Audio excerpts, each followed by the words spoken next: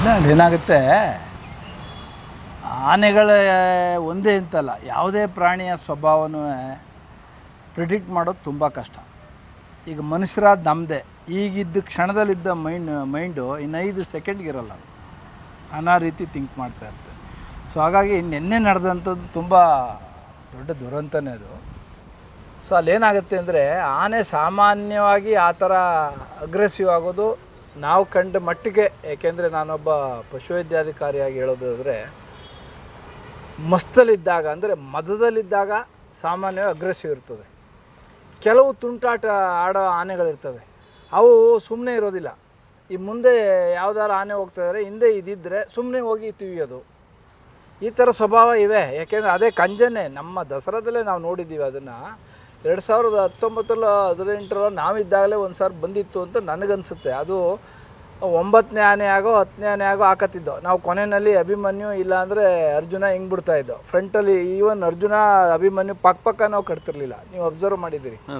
ಹೌದು. ಯಾಕೆಂದರೆ ಅವು ಮೆಂಟಲಿ ಒಂದಕ್ಕೊಂದು ಸ್ಟ್ರಾಂಗು ಬಿದ್ದುಬಿಡ್ತವೆ. ಸೊ ಇದನ್ನು ಕೂಡ ಇದ್ದಾಗ ಮುಂದೆ ಇರೋ ಆನೆಗೆ ಸುಮ್ಮನೆ ಬೇಕು ಅಂತಲೇ ಹೋಗಿ ತಿವಿತಾ ಇತ್ತಿದ್ದು. ಇದೇ ಆನೆ ಇರಬೇಕು ಅಂತ ನನಗೀಗ ಅನ್ನಿಸ್ತಾ ಇದೆ. ಅದು 2024ರಲ್ಲೂ ಇನ್ಸಿಡೆನ್ಸ್ ಆಗಿದೆ ಅಂತೆ. ಸೊ ಇದು ಏನಾಗುತ್ತೆ, ಅದಕ್ಕೆ ಏನೋ ಒಂದು ಆ ಟೈಮ್ನಲ್ಲಿ ಇನ್ನೊಂದು ಟಸ್ಕರ್ ಕಂಡ್ರೆ ಸಡನ್ನಾಗಿ ಅಗ್ರೆಸಿವ್ ಆಗ್ತವೆ. ಸೊ ಕಾರಣಗಳು ಬಿಹೇವಿಯರಲ್ ಚೇಂಜಸ್ಸು ಒಂದು ಆನೆಗಿಂತ ಇನ್ನೊಂದು ಆನೆಗೆ ಚೇಂಜಸ್ ಇರ್ತದೆ. ಯಾವ ಥರ ಬೇಕಾದರೂ ಆಗಿರ್ಬೋದು. ಅದು ಕೆಳಗಡೆ ಅದಕ್ಕೆ ಏನೋ ಕಾಲು ಟಚ್ ಆಗೋ ಏನೋ ಅಗ್ರೆಸಿವ್ ಆಯಿತು ಅಂತ ನಿನ್ನೆ ಎಲ್ಲ ನ್ಯೂಸಲ್ಲೂ ಕೂಡ ಕೇಳಿದೆ ಅದನ್ನ. ಬಟ್ ಪ್ರಿಡಿಕ್ಟ್ ಮಾಡೋದು ತುಂಬ ಕಷ್ಟ. ಬಟ್ ಇದು ತುಂಬ ದುರಂತ ಆಗಬಾರ್ದಿತ್ತು. ಸಾಮಾನ್ಯಗಳ ಆನೆ ಸ್ವಭಾವ ಹೇಗಿರುತ್ತೆ ಸರ್? ಸಾಮಾನ್ಯವಾಗಿ ಒಂದು ಆನೆಗಿಂತ ಒಂದು ಆನೆ. ಈಗ ನಾವು ಬಲರಾಮನ ಯಾಕೆ ಪ್ರೀತಿ ಮಾಡ್ತೀವಿ ಹೇಳಿ? ಸಾಧು ಸ್ವಭಾವ ಅಂತೇಳಿ ಪ್ರೀತಿ ಮಾಡ್ತೀವಿ. ಅದೇ ಅರ್ಜುನನ್ನು ಪ್ರೀತಿ ಮಾಡ್ತೀವಿ. ಆದರೂ ಅವನು ಸ್ವಲ್ಪ ಹೊರಟಪ್ಪ, ದೂರ ಇರಿ. ನಾವೇ ಹೇಳ್ತೀವಿ ಕೊಂಬನ ಮಧ್ಯೆ ಒಬ್ಬರು ಹೋಗಬೇಡಿ, ಯಾಕೆಂದ್ರೆ ಅದು ಇರಿಟೇಟ್ ಆಗುತ್ತೆ. ಕೆಲವು ಆನೆಗಳು ಸಣ್ಣ ಪುಟ್ಟದಕ್ಕೂ ಎಕ್ಸೈಟ್ ಆಗ್ತವೆ, ಯಾವುದೇ ಪ್ರಾಣಿಯಾಗಿರಲಿ. ಈವನ್ ಡಾಗ್ಸೇ ನೀವು ಅಬ್ಸರ್ವ್ ಮಾಡಿ, ಬೀದಿನಲ್ಲಿ ಸುಮ್ಮನೆ ಸಣ್ಣದಕ್ಕೂ ಯಾವುದಕ್ಕೂ ಒಂದಕ್ಕೂ ಎಕ್ಸೈಟ್ ಆಗಿಬಿಡ್ತದೆ ಯಾವುದೋ ಕ್ಷಣದಲ್ಲಿ. ಸೊ ಹಾಗೆ ಪ್ರತಿಯೊಂದು ಆನೆ ಸ್ವಭಾವದಲ್ಲೂ ಕೂಡ ಪರಿವರ್ತನೆ ಅಂದರೆ ಚೇಂಜಸ್ ಆಗೋದು ಸಹಜ ಅದು. ಬಟ್ ಇದು ಆಲ್ ಆಫ್ ಎ ಸಡನ್ ಆಗಿದೆ ಅಂದರೆ, ಅದು ರೇಷನ್ ತಿನ್ನಿಸುವಾಗ ಅವೇನಾರ ಮಧ್ಯೆ ಒಂದಕ್ಕೊಂದು ಸಣ್ಣದಾಗಿ ತಮಾಷೆಗಾದ್ರೂ ಜಗಳ ಮಾಡ್ತಾಯಿದ್ವು. ಏಕೆಂದರೆ ಅದು ಹಂಗೆ ಒಂದಕ್ಕೊಂದು ಸೊಂಡ್ಲು ಹಿಡ್ಕೊಳ್ಳೋದು ರೇಷನ್ ತಿನ್ನಿಸುವಾಗ ನಾವೇ ನೋಡಿದ್ವಿ ನಮ್ಮ ಕ್ಯಾಂಪ್ಗಳಲ್ಲಿ. ಒಂದಕ್ಕೊಂದು ಹಿಂಗೆ ತಿವಿದಾಡೋದು, ಅದು ಫ್ರೆಂಡ್ಲಿ ಅದು. ಬಟ್ ಅದು ವಿಕೋಪಕ್ಕೆ ಹೋದಾಗ ಫ್ರೆಂಡ್ಲಿ ಅನ್ನೋದು ಏನಾಗುತ್ತೆ, ವಿಕೋಪಕ್ಕೆ ಹೋದಾಗ ಈ ಥರ ದುರಂತಗಳಾಗ್ತವೆ. ಸರ್, ಈಗ ಈ ಕಂಜನ್ ಬಗ್ಗೆ ಹೇಳಿದ್ರೆ ಸರ್, ಕಂಜನ್ ಈಗ 2 ಸರಿ ದಸರಾಗೆ ಬಂದಾಗಲೂ ಕೂಡ ಅಟ್ಯಾಕ್ ಆಗಿತ್ತು ಧನಂಜಯ ಅದ್ರ ನಡುವೆ.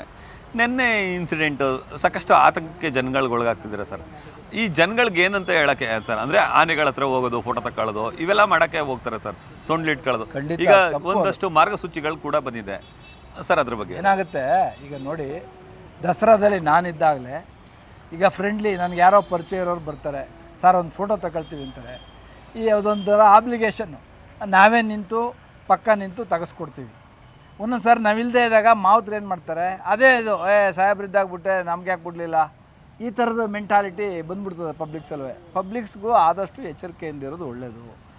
SOP ಬರೋದು ಇನ್ನೂ ಒಳ್ಳೆಯದು. ಯಾಕೆಂದರೆ ಒಂದು ಮಾರ್ಗಸೂಚಿಯಿಂದ ಬಂದಾಗ, ಒಂದು ಸ್ನಾನಕ್ಕೆ ಹೋದಾಗ ಅದರ ಅಟ್ಲೀಸ್ಟ್ ಒಂದು 50 ಅಡಿನೋ 60 ಅಡಿನೋ ದೂರದಲ್ಲಿ ನಿಂತು ನೋಡಲಿ ಜನ. ಅದೇನಾಗುತ್ತೆ, ಏನೋ ಒಂದು ಮನುಷ್ಯರಲ್ಲಿ ಏನಾಗುತ್ತೆ, ಮಕ್ಕಳ ಜೊತೆ ಹೋದಾಗ ಆ ಮಕ್ಕಳಿಗೆ ಆಸೆ, ಅವು ಮುಟ್ಟಬೇಕು ಆನೆನ, ರೇಷನ್ ಕೊಡುವಾಗ ನಾವು ಕೊಡಬೇಕು, ತಿನ್ನಿಸ್ಬೇಕು. ಅವು ಮಕ್ಕಳಿಗೆ ಇದಕ್ಕೆ ಪೇರೆಂಟ್ಸು ಕೂಡ ನಮ್ಮ ಮಗು ಕೇಳ್ತಾ ಇದೆ, ನಮಗೊಂದು ಏನೋ ಮಾಡಿಕೊಡಿ, ನಾವೇನೋ ತಿನ್ನಿಸ್ಕೊಳ್ತೀವಿ. ಅದೊಂಥರ ಹ್ಯುಮ್ಯಾನಿಟಿ ಮೇಲೆ ಕೇಳ್ಕೊಳ್ತಾರೆ. ಈ ಜೊತೆಗೆ ಆವಾಗ ನಮ್ಮ ಫಾರೆಸ್ಟ್ ಸ್ಟಾಫ್ ಇರ್ಬೋದು, ಆನೆ ಮಾತ್ರ ಕವಾಡ್ ಇರ್ಬೋದು, ಹ್ಯುಮ್ಯಾನಿಟಿ ಮೇಲೆ ಕೊಡಿಸ್ಬಿಡ್ತಾರೆ. ಸರ್, ಈ ಆನೆಗಳ ದಾಳಿಗೂ ಆನೆಗಳ ಕಾದಾಟಕ್ಕೂ ಡಿಫ್ರೆನ್ಸ್ ಏನಾದ್ರು ಇದೆ ಸರ್? ಆನೆಗಳ ದಾಳಿಗೂ ಆನೆಗಳ ಕಾದಾಟಕ್ಕೂ ಡಿಫ್ರೆನ್ಸ್ ಇದೆ. ಖಂಡಿತ. ಈಗ ನೆನ್ನೆ ನಡೆದಿರೋದು ದಾಳಿನ ಅಥವಾ ಕಾದಾಟದಲ್ಲಿ ಆಗಿರೋಂಥ ದುರ್ಘಟನೆ ಇಲ್ಲ. ಇದು ನಿಂತಾಗ ಜಗಳಕ್ಕೆ ಬಿದ್ದಿರೋದು ಅಥವಾ ಅದು ಸ್ನಾನಕ್ಕೆ ಮಲಗಿದ್ದಾಗ ಜಗಳಕ್ಕೆ ಬಿದ್ದಿರೋದು ಗೊತ್ತಿಲ್ಲ. ನಿಂತಾಗ ಬಿದ್ದಿದ್ರೆ ಅದು ಮಕನ ಅಂತೆ. ಮಕನ ತುಂಬ ರೋಬಸ್ಟ್ ಆನೆ ಅದು. ನಿಮ್ಮ ಟಸ್ಕರ್ನು ಕೂಡ ಅಟ್ಟಿಸ್ಕೊಂಡು ಹೋಗುತ್ತೆ, ಅಷ್ಟು ರೋಬಸ್ಟ್ ಶಕ್ತಿ ಇದೆ ಅದಕ್ಕೆ. ಸೊ ಆದರೆ ಅದು ಕೆಳಗೆ ಮಲಗಿದ್ರಿಂದ ಮೇಲೆ ಕೇಳೋಕ್ಕೆ ಅದಕ್ಕೆ ಅವಕಾಶ ಆಗಿಲ್ಲ. ಮೇಕೆದ್ದಿದ್ರೆ ಅದು ಇನ್ನೊಂದು ಥರ ದುರಂತಕ್ಕೆ ಕಾರಣ ಆಗುತ್ತೆ. ತುಂಬ ಕಷ್ಟ. ಅದು ಮಲಗಿದ್ದಾಗ ನೀರೊಳಗೆ ಇತ್ತಲ್ಲ, ಅದು ಅದು ಹಿಪ್ ರೀಜನ್ಲಿ ಮೇಕ್ ಕೇಳಬಾರ್ದು ಅದು ಆ ರೀತಿ ಹೊಡೆದಿದೆ. ಈ ಥರ ಅಗ್ರೆಸಿವ್ ಆನೆಗಳು ಬೇರೆ ಯಾವ್ದಾರು ಇತ್ತಾ ಸರ್ ನೀವು ನೋಡಿದ್ದು ಕಾಲಾವಧಿನಲ್ಲಿ? ನಮ್ಮಲ್ಲಿ ಅರ್ಜುನ ಇತ್ತಲ್ಲ ಅಗ್ರೆಸಿವ್. ನಾವು ಅದಕ್ಕೆ ಅರ್ಜುನ ಮುಂದೆ ಇದ್ದಾನೆ ಭಾರ ಹೊತ್ಕೊಂಡು ಅಂದರೆ ಅಭಿಮನ್ಯು ಕೊನೆ, ಅಭಿಮನ್ಯು ಮುಂದೆ ಇದ್ದಾನೆ ಅಂದರೆ ಅರ್ಜುನ ಕೊನೆ, ಇಲ್ಲಾಂದ್ರೆ ಅದ್ರ ಮುಂದೆ ಒಂದು ಹೆಣ್ಣಾನೆ. ನಮ್ಮ ಸೇಫ್ಟಿ ನಮಗೆ, ಯಾಕೆಂದರೆ ಇಲ್ಲಿ ಲಕ್ಷಾಂತರ ಜನ ನಾವು ನೋಡ್ತಿರೋ ನೀವು, ನಾವು ಎಲ್ಲವನ್ನು ಅದನ್ನು ನೋಡ್ಕೊಂಡು ಬ್ಯಾಲೆನ್ಸ್ ಮಾಡ್ಕೊಂಡು ನಾವೇ ನಿಂತು ಎಲ್ಲ ಅಡ್ವೈಸ್ ಮಾಡಿ ನೋಡಿ ಇಂಥ ಆನೆ ಮುಂದೆ ಒಂದು ಹೆಣ್ಣಾನೆ ಇಟ್ಕೊಳ್ಳಿ. ಸರ್ ಈಗ ಅದೇ ಚರ್ಚೆ ಆಗ್ತಿರೋದು, ದಸರಾಗೆ ಬಂದಾಗ ಈ ಥರದ ಅವಘಡ ಆದರೆ ಹೆಂಗ್ ಗತಿ? ತುಂಬ ಕಷ್ಟ. ಏನೇ ಆದರೂ ಈ ಥರ ಈ ಕಂಡು ಬಂತು. ಕಂಜನ್ ಆನೆಗೆ ಇನ್ನೂ ಏನಾದ್ರು ತರಬೇತಿ ಕೊಡೋದಿದ್ರೆ ಕೊಡಬೇಕು, ಆದಷ್ಟು ಪಳಗಿಸ್ಬೇಕು. ಸೊ ಈ ಥರ ಬಿಹೇವಿಯರ್ನ ನಾವು ಪಳಗಿಸ್ತಾ ತೆಗಿಬೋದೇ ಹೊರತು ಕೆಲವಕ್ಕೆ ಮೂಲತಃ ಬಂದಿರ್ತದೆ ಅದನ್ನು ಏನೂ ಮಾಡಲಿಕ್ಕಾಗಲ್ಲ. ತುಂಬ ಕಷ್ಟ. Thank you sir.